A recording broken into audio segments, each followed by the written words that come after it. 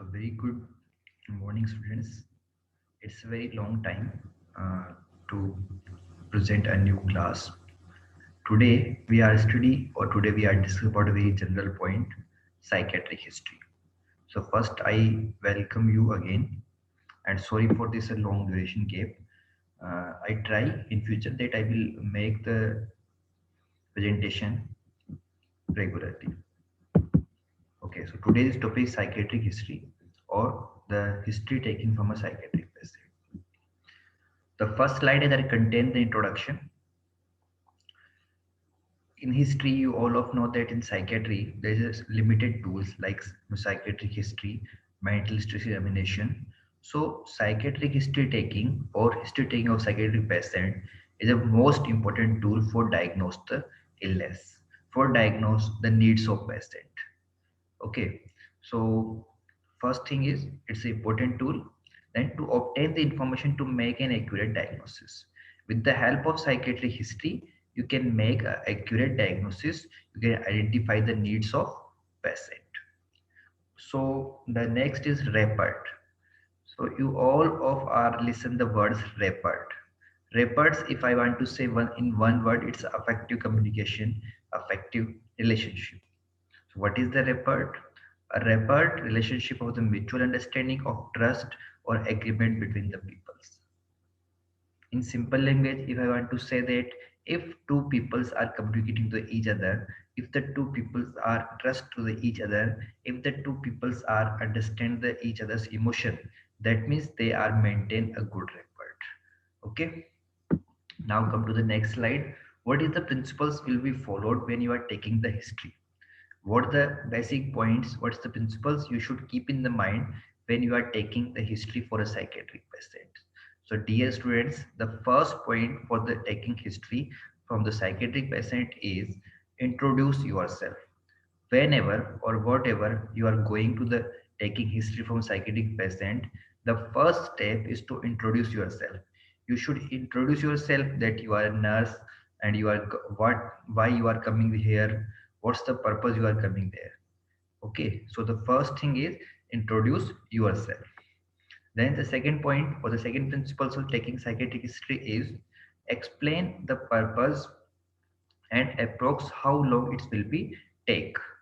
After introduction of yourself, when you give the introduction to the patient, then you explain the patient why you are taking the history and how much times it will be taken.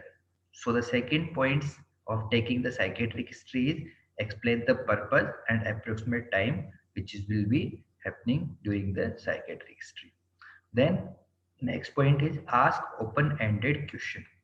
Whenever or wherever you take the history, you must be asked the open-ended question. I think you all of know about the open-ended question and close-ended question. The open-ended questions when there is a chance to explain the things from the response side or the sample side, or you can say the patient side. Okay, so what is the open-ended question? The open-ended question are the questions in which the patient can explain or explore their feelings. Okay, now the next thing is allow the patient to explain the things in his or her own words. Whenever you take the history from the psychiatry patient, you must be allow the patient to explain the things or to explore the things or to describe the thing in his or her own words. When you are using the medical terminology, the patient will be confused. So always use the simple words and give the permission and give the opportunity to the patient that he or she can explain the things to the own words. He and she can explain the things in the simple words. Okay, come to the next point. Encourage the patient to elaborate and explain. You must be motivate, you must be encouraged, you must be ready the patient that he or she are elaborate the things, he or she is ready to explain the things. Then the next point, avoid the interrupting. Whenever you talk with the patient, whenever you communicate with the patient, don't interrupt the patient. Be a calm listener, be a good listener. You, how much you are good listener, how you will get a good history. So avoid the interruption during the communication. And informant should be there. If a informant should be there, It's a very good thing because with the help of informant, you can testify the information. So, dear student, these are the some points or these are some principles which are followed when you are taking the history from psychiatric patient.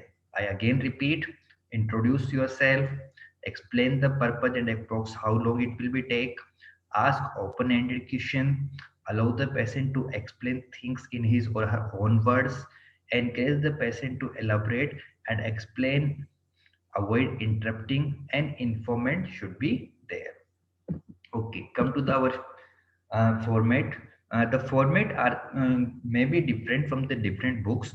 So we are just taking a brief history. We are here discussing a brief format of taking the history from psychiatric patient. So it include name, sex, age. The first point of psychiatric is demographic data. In the demographic data, we include the name, sex, age, address, marital status, occupation, religion, and education. I again repeat the first point of psychiatric history are demographic data. In the demographic data, we include the name, name of patient, then sex, gender, male and female, then age, then address, then after it marital status, married or unmarried, then occupation, what's occupation he or she is doing, then religion, from which religion he is related, and education, how much extent of education is there. Okay, come to the next slide. Chief complaint. So what is the chief complaint? The chief complaint is patient's problem or reason for the visit. In the simple word, why the patient come to the hospital. That problem is called the chief complaint, and it should always be recorded in the patient's own word. So you can directly ask to the patient why you come to the hospital today.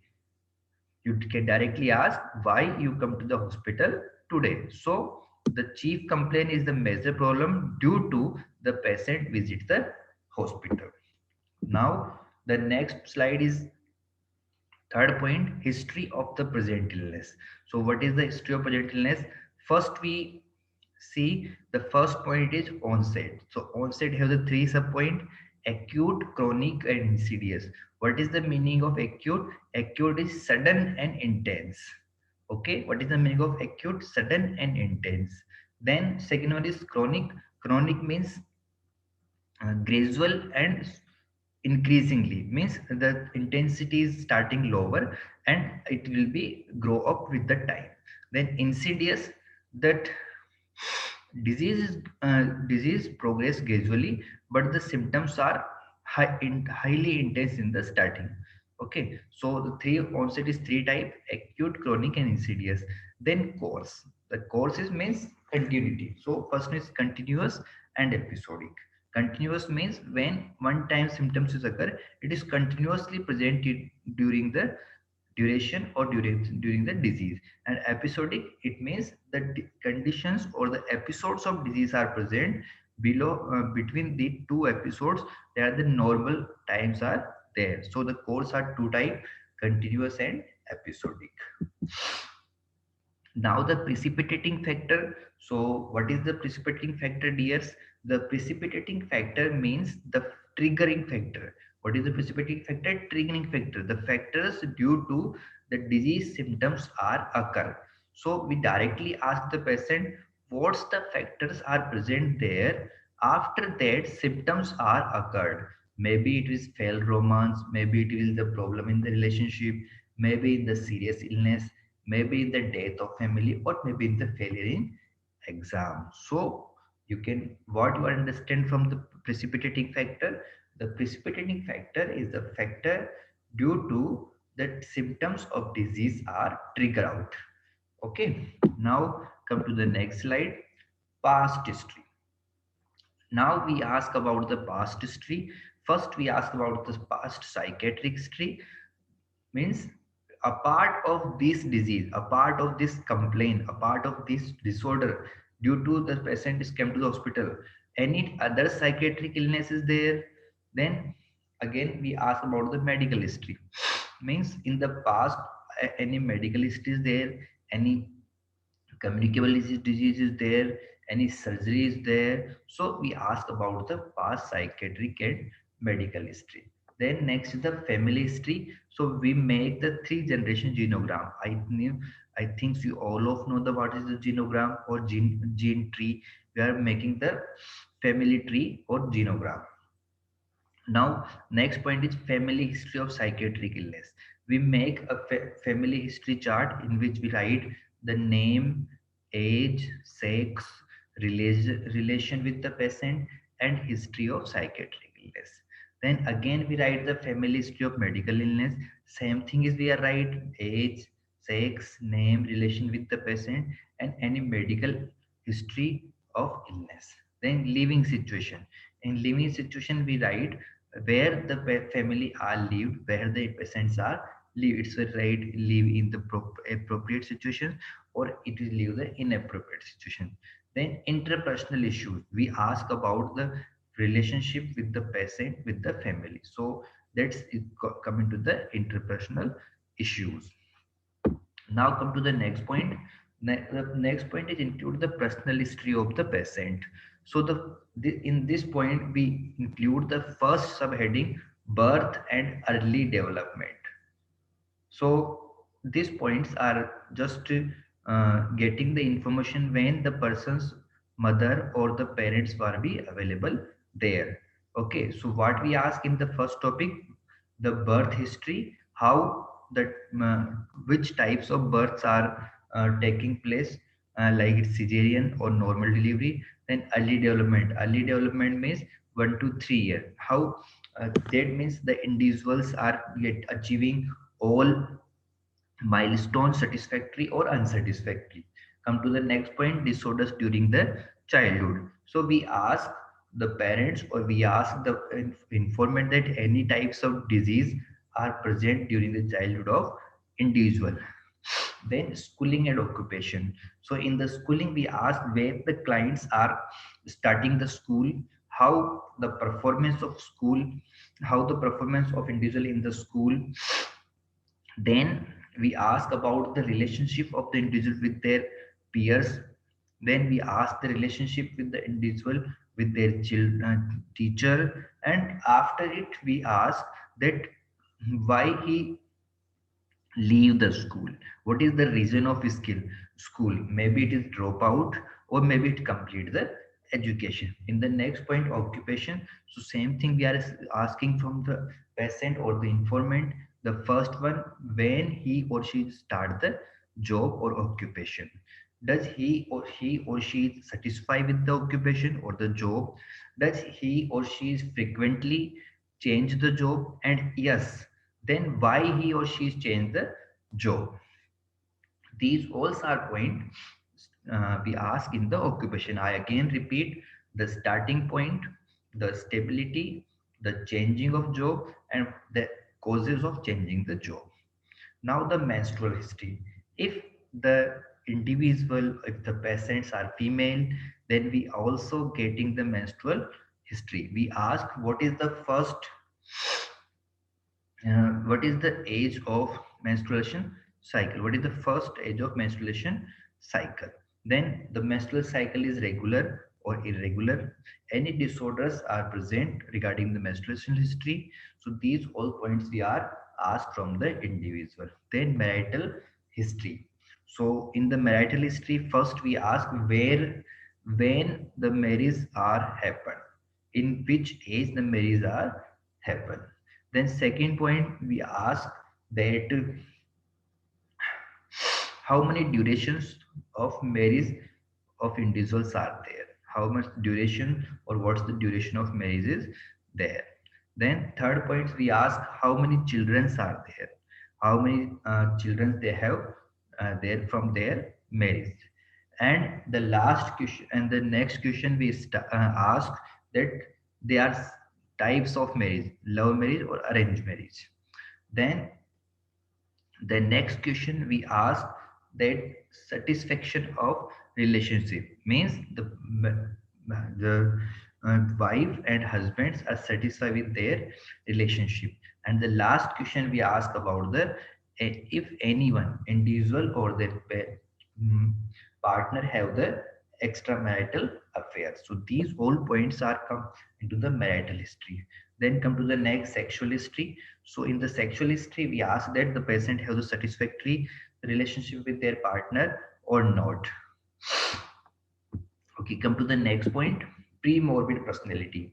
So what is the meaning of pre-morbid personality? The meaning of pre-morbid is before the illness. What is the meaning of pre-morbid? The meaning of pre-morbid is before the illness. So in that point, we ask about the personality before the disease condition. Which types of personality individuals have before the disease condition or disease portion.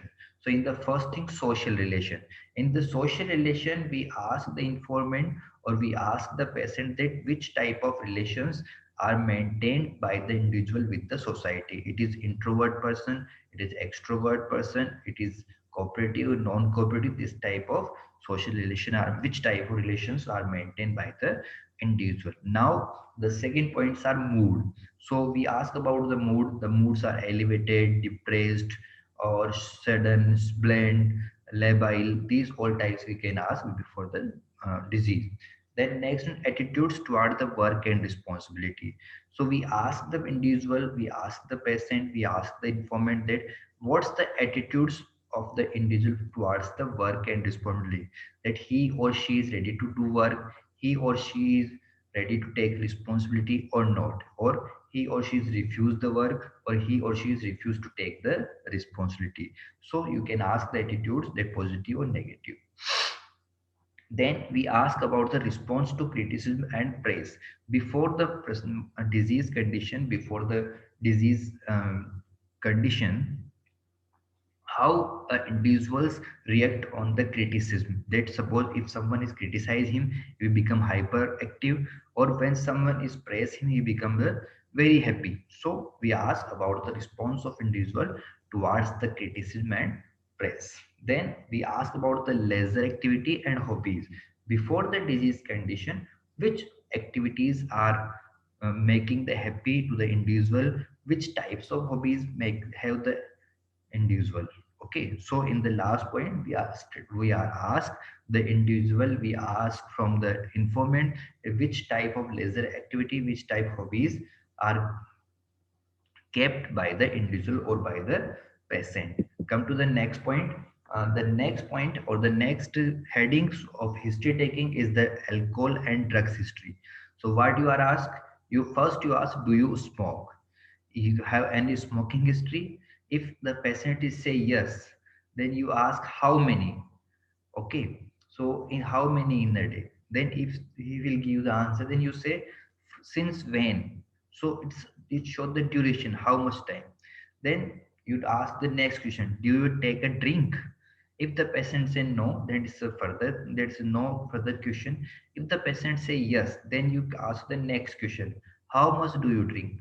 Let's tell the amount of drink. Then next point is, have you been drink any more or less than normal recently? You ask direct that you feel that you are taking the drink less or more recently time. Then he or she can say, okay, I will take the less or I will take the more.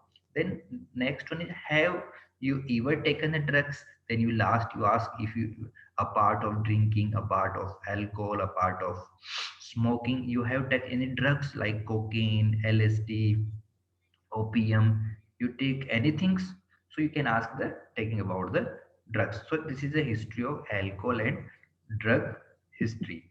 Now the last point is forensic history. So what is the meaning of forensic related to law? The meaning of forensic is related to law. So you directly ask, have you ever been in trouble with the police or been convicted of anything? Means you have any charge from the police, you have any police case, or you have any trouble with the police. So you can ask in the forensic history. So my dear students, it's a short video of psychiatric history. And when you see in the different books, you can find the different format, and you feel you can study it. So it's a short and easy history taking method you can use during when you are going to the hospital, when you are interacting with the psychiatric patient. You can use this format. Thank you for watching. Good day.